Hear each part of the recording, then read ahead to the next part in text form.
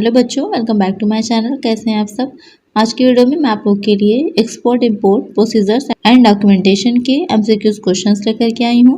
मैंने पहले भी इससे वीडियोस डाली हुई हैं, अगर आपने नहीं देखी हैं तो उसका लिंक आपको इस वीडियो के डिस्क्रिप्शन में मिल जाएगा या फिर मैं आई बटन में दे दूंगा, वहाँ से चेक कर लीजिएगा।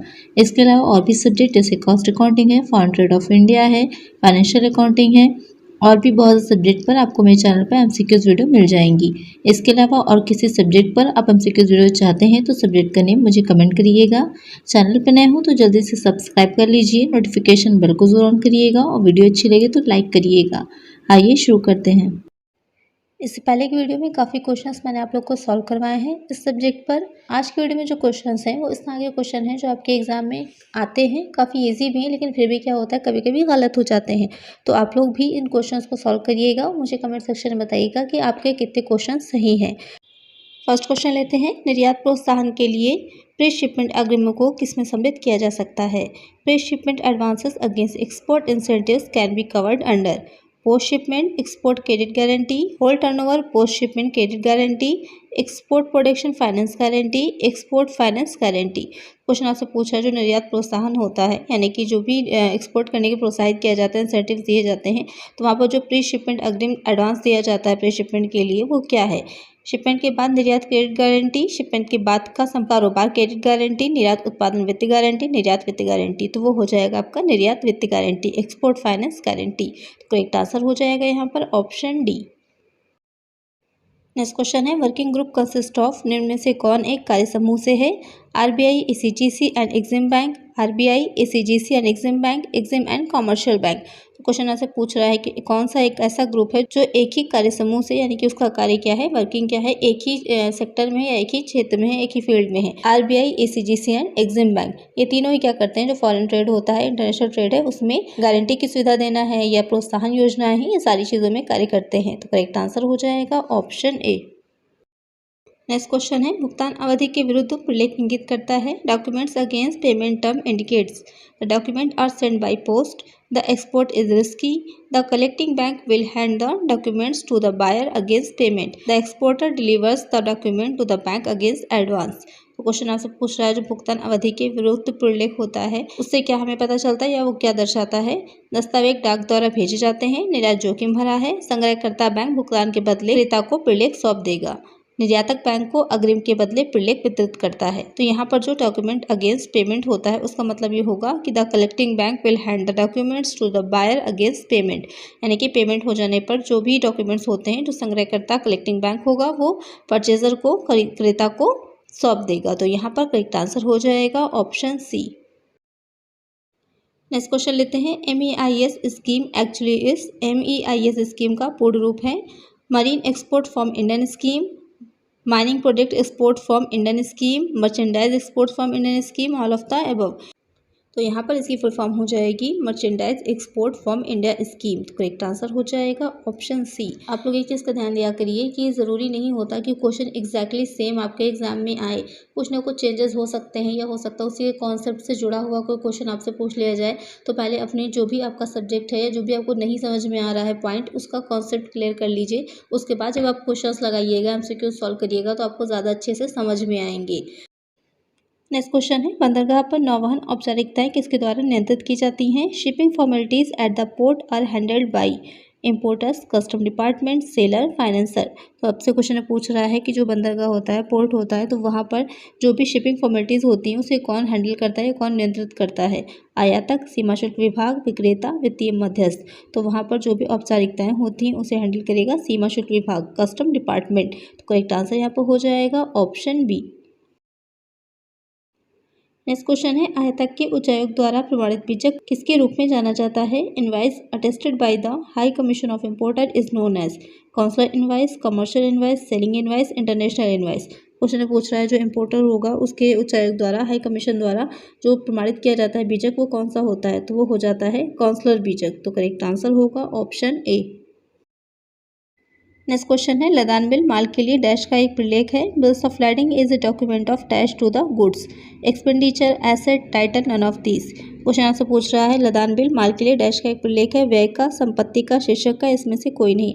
आपने ये तो पढ़ लिया लदान बिल क्या है, किस तरह का होता है, कब इशू किया जाता है, किस चीज़ से रिलेटेड होता है, लेकिन आपको ये भी पता होना चाहिए कि उस माल से संबंधित किस चीज़ का प्रलेख होता है, तो वो हो जाता है शीर्षक का यानी कि टाइटल का। तो करेक्ट आंसर हो जाएगा ऑप्शन सी। नेक्स्ट क्वेश्चन है डैश निर्यातयोग्य वस्तुओं के स्रोत की पुष्टि करने में सहायता करता है। Dash helps in confirming the source of exportable goods, packing list, commercial invoice, carting order, certificate of origin. तो क्वेश्चन आपसे पूछ रहा है कि जो भी वस्तुएं निर्यात की जा रही हैं उनके स्रोत की पुष्टि करना, उनके सोर्स की पुष्टि करना है कि वो उसी कंट्री में मैन्युफैक्चर हुई हैं या नहीं हुई हैं। तो उसमें कौन सा प्रपत्र होता है जो हेल्पफुल होता है, पैकिंग सूची, वाणिज्यिक चालान, कार्टिंग ऑर्डर, उद्गम का प्रमाण पत्र। तो वो हो जाएगा सर्टिफिकेट ऑफ ऑरिजिन, उद्गम का प्रमाण पत्र। तो करेक्ट आंसर यहाँ पर हो जाएगा ऑप्शन डी। नेक्स्ट क्वेश्चन है प्रलेखों का पूरा सेट निर्यातक द्वारा माल के शिपमेंट के अवधि में डैश को प्रस्तुत किया जाता है। Complete set of document is to be submitted by the exporter to dash during shipment of goods, sales tax officer, property tax dealer, financial institutions, custom appraiser. Question आपसे पूछ रहा है कि जो सेट ऑफ डॉक्यूमेंट्स होता है तो वो किसके समक्ष एक्सपोर्टर जो होता है वो प्रस्तुत करता है, बिक्री के अधिकारी के, संपत्ति कर डीलर के, वित्तीय संस्थान के या सीमा शुल्क मूल्यांकक के।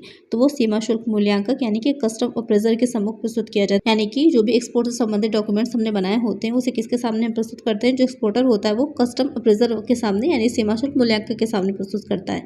तो करेक्ट आंसर यहाँ पर हो जाएगा ऑप्शन डी। नेक्स्ट क्वेश्चन है अग्रिम भुगतान प्रणाली में निर्यातक के लिए जोखिम डैश है। Risk is dash to the exporter in advance payment system, higher, less, moderate, none of this. यानी कि जो अग्रिम भुगतान प्रणाली होती है, एडवांस पेमेंट है, वहाँ पर जब एक्सपोर्टर को पहले ही जो भुगतान होगा, पेमेंट होगा, वो रिसीव हो जाता है, तो वहाँ पर जो उसके लिए रिस्क होता है वो क्या होता है, अधिक होगा, कम होगा, मध्यम होगा, इनमें से कोई नहीं। तो यहाँ पर रिस्क उसके लिए कम हो जाता है। जब पेमेंट उससे पहले ही मिल गया है तो रिस्क क्या होगा, उसके लिए कम हो जाएगा। तो करेक्ट आंसर हो जाएगा यहाँ पर ऑप्शन बी। नेक्स्ट क्वेश्चन है खुला खाता प्रणाली को किसके द्वारा प्राथमिकता दी जाती है। Open account system is preferred by dash, importer, exporter, both a and b, distributor. तो जो ओपन अकाउंट सिस्टम होता है पेमेंट का एक आपका मेथड होगा, उसमें क्या रहता है कि गुड्स को पेमेंट से पहले ही शिप्ड और डिलीवर कर दिया जाता है। तो वहाँ पर रिस्क किसके लिए ज़्यादा रहता है, एक्सपोर्टर के लिए, और बेनिफिशियल किसके लिए वो हो जाती है, इंपोर्टर के लिए। तो यहाँ पर कौन उसे प्राथमिकता देगा, जाहिर बात जिसको ज़्यादा प्रॉफिट हो रहा होगा। किसको ज़्यादा प्रॉफिट हो रहा है, इंपोर्टर को। तो करेक्ट आंसर हो जाएगा ऑप्शन ए। नेक्स्ट क्वेश्चन है डैश निर्यातक और आयातक के बीच अग्रिम भुगतान प्रणाली में एक महत्वपूर्ण कारक है। Dash between exporter and importer is an important factor in advance payment system, grievance, long committed relationship, distrust, compassion. Question आपसे पूछ रहा है जो अग्रिम भुगतान प्रणाली होती है तो निर्यातक और आयातक के बीच कब वो अपनाई जाती है या कौन सा फैक्टर होता है उस प्रणाली को अपनाया जाता है। शिकायत, लंबे समय से प्रतिबद्ध संबंध, अविश्वास, करुणा। तो वहाँ पर जब लंबे समय से प्रतिबद्ध संबंध हो यानी कि काफ़ी टाइम से वो दोनों एक दूसरे के साथ क्या कर रहे हैं, परचेज और बाय कर रहे हैं चीज़ों को, तो क्या है पहले से एक दूसरे को जानते होंगे जिससे उनको ट्रस्ट रहता है, तब वो इस एडवांस पेमेंट वाले सिस्टम को अपनाते हैं। तभी तो आप किसी को एडवांस पेमेंट करेंगे जब आप उसको पहले से जानते होंगे, उस पर आप ट्रस्ट करते होंगे। तो यहाँ पर जो उसका लॉन्ग कमिटेड रिलेशनशिप होगी तो वहाँ पर इस प्रणाली का यूज़ होगा। तो यहाँ पर करेक्ट आंसर हो जाएगा ऑप्शन बी।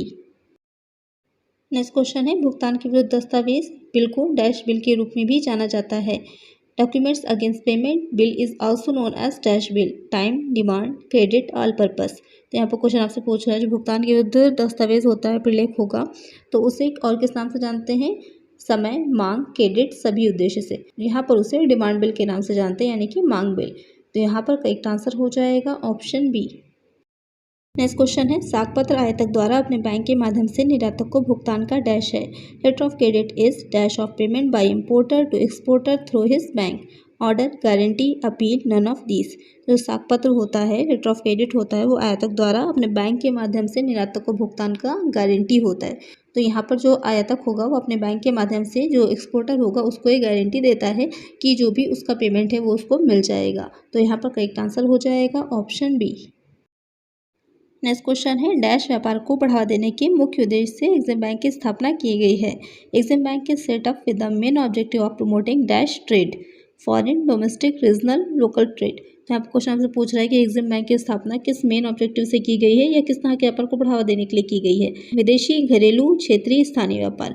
तो वो हो जाएगा आपका विदेशी व्यापार, यानी कि फॉरेन ट्रेड को बढ़ावा देने के लिए एग्जिम बैंक की स्थापना की गई है। तो यहाँ पर करेक्ट आंसर हो जाएगा ऑप्शन ए। आज की वीडियो में इतना ही, मिलते हैं नेक्स्ट वीडियो में कुछ और नए क्वेश्चंस के साथ। अगर वीडियो अच्छी लगी हो तो लाइक करिएगा, चैनल पर नए हो तो सब्सक्राइब करिएगा, नोटिफिकेशन बेल को जरूर ऑन करिएगा, जिससे जो भी वीडियो मैं डालूँ उसको नोटिफिकेशन आपको मिल जाए।